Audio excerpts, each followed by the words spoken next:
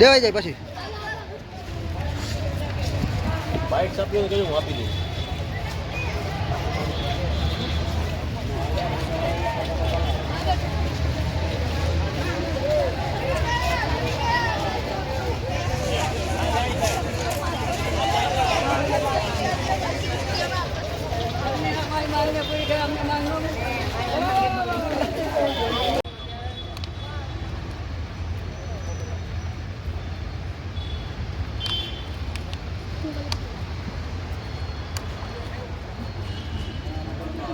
કરી અને આને કઈ રહેવાની સગવડ કરાવી દો કેમ કે નાના બાળકો છે એ લોકોને કઈ ખબર પડે ને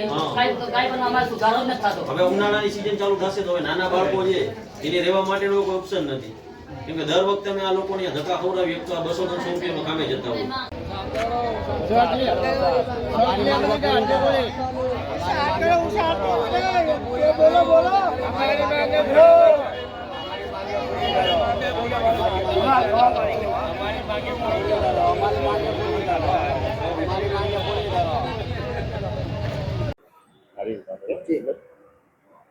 નામ પરમાર નિલેશ, સંસ્થા વિચરતા સમુદાય સમર્થન મંચ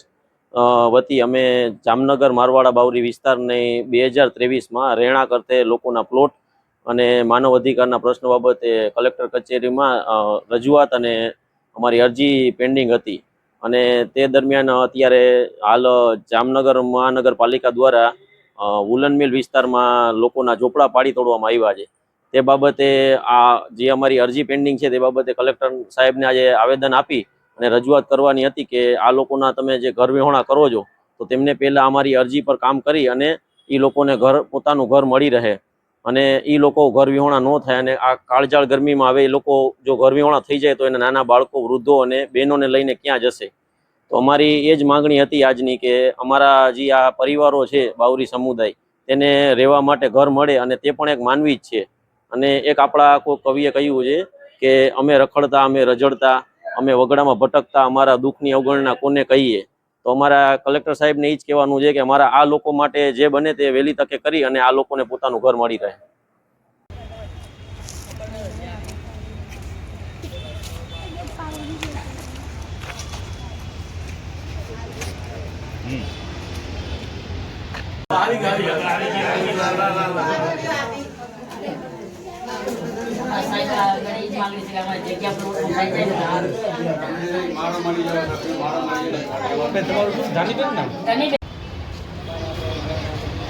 ના કઈ અમારી માંગે પૂરી કરવા તો એવું કઈ હોય તો